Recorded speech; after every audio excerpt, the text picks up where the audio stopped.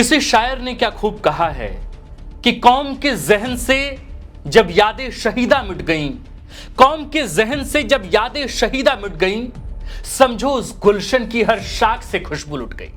आज 21 अप्रैल है।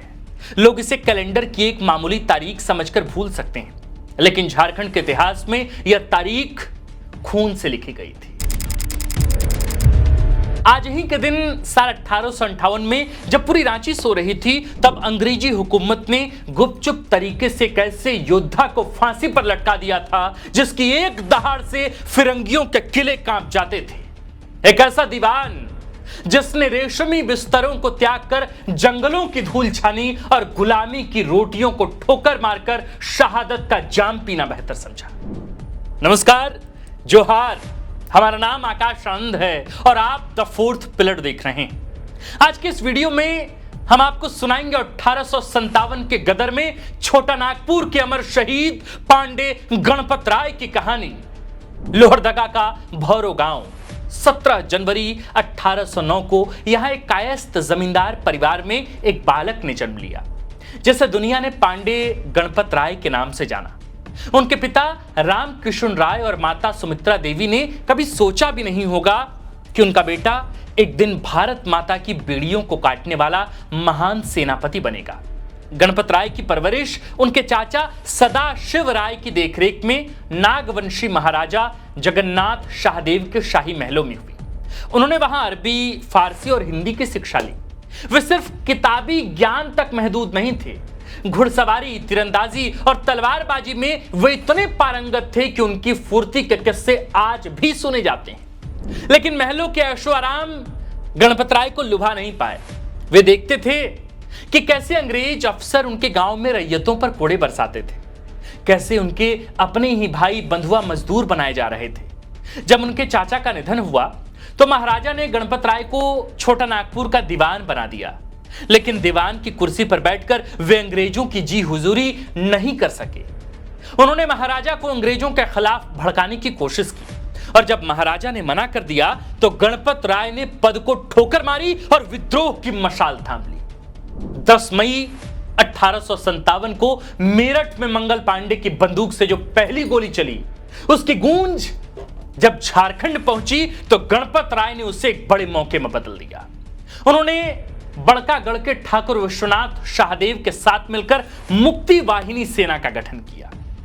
1 अगस्त 1857 का वो ऐतिहासिक दिन, डोरंडा छावनी के देशी सिपाहियों ने अंग्रेजों के खिलाफ बगावत कर दी। उनके कमांडर इन चीफ के रूप में गणपत राय ने नेतृत्व संभाला। देखते ही देखते रांची की सड़कों पर हर हर महादेव और इनकलाब के नारे गूंजने लगे। अंग्रेजों की कचहरियां जला दी गई, ट्रेजरी लूट ली गई और रांची जेल के फाटक तोड़कर कैदियों को आजाद कर दिया गया। यह इतिहास के पन्नों पर दर्ज है कि लगभग 1 महीने तक पूरा रांची और छोटा नागपुर आजाद था। यूनियन जैक को उतार फेंक दिया गया और यहीं की माटी स्वतंत्र हवा में सांस ले रही थी। पांडे गणपत राय की फौज से अंग्रेज कमिश्नर डाल्टन इतने खौफजदा थे कि उसे भागकर हजारीबाग में शरण लेनी पड़ी। उसने गणपत राय के सिर पर उस दौर में 500 रुपए का इनाम रखा था। वो 500 रुपए जो उस जमाने में एक बड़ी दौलत हुआ करती थी, लेकिन गणपत राय को पकड़ना मानो नामुमकिन सा था। उनके बारे में एक मशहूर किस्सा है। एक बार वे जंगल में अंग्रेजों से घिर गए। उनके पास सिर्फ 10 साथी थे और सामने सैकड़ों अंग्रेज सैनिक। गणपत राय ने ऐसी ऐसी आवाजें निकाली कि अंग्रेजों को लगा कि हाथियों और बाघों का झुंड उन पर हमला करने वाला है। डर के मारे फिरंगी अपनी बंदूकें छोड़ छोड़कर भाग खड़े हुए। लेकिन इतिहास गवाह है कि हर कहानी में एक साजिश होती है और हर क्रांति में एक गद्दार। 1858 की एक अंधेरी रात पांडे गणपत राय लोहरदगा की ओर जा रहे थे। रास्ता भटक जाने के कारण उन्होंने अपने एक परिचित जमींदार के यहां शरण ली थी।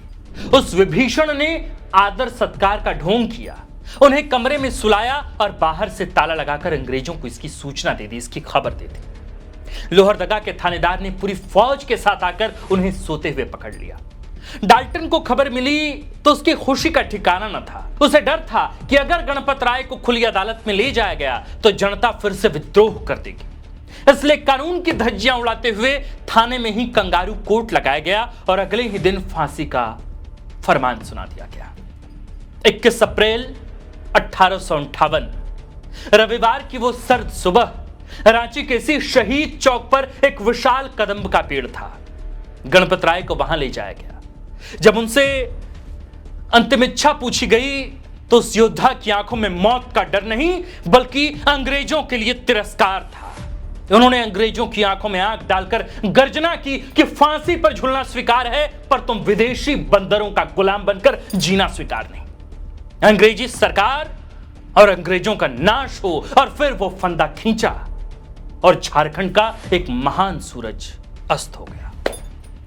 अंग्रेजों ने उनकी शहादत की खबर तक उनके परिवार को नहीं दी। वे डरे हुए थे कि मरे हुए गणपत राय जिंदा गणपत राय से ज्यादा खतरनाक साबित होंगे। दोस्तों, आज शहीद पांडे गणपत राय को गए 2.25 साल होने को है। रांची के शहीद चौक पर आज गाड़ियां दौड़ती हैं सरपट, शोर शराबा है और इसी के पास जिला स्कूल के गेट पर कदम के उस पेड़ की निशानी आज भी मौजूद है जो आज भी गणपत राय के बलिदान की गवाही देती है। क्या हमने इन शहीदों को वो सम्मान दिया जिसके वे हकदार थे? क्या हमारी आने वाली पीढ़ियों को पता है कि उनकी आजादी के लिए इस मिट्टी ने कितना लहू बहाया है? जो फंदे पर झूल गए वो इतिहास बन गए, जो डर के जीत गए वो किस्से बन गए। सलाम उस मिट्टी को जहां गणपत राय जैसे वीर जन्म लेते हैं। अमर शहीद पांडे गणपत राय को हमारी ओर से कोटि कोटि नमन। आप देख रहे थे द फोर्थ पिलर। हमारा नाम आकाश आनंद है, कैमरे के पीछे विक्की हैं और इस खबर कंटेंट रिसर्च स्क्रिप्ट को लिखा है झारखंड के वरिष्ठ पत्रकार व रांची प्रेस क्लब के प्रेसिडेंट शंभुनाथ चौधरी सर ने। जोहार।